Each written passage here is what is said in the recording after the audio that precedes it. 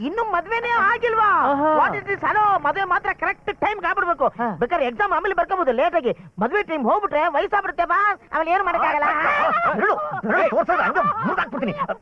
Exam ಬರೆಯೋದಕ್ಕೂ ಬೇರೆ ನಡೀತಾರೋ.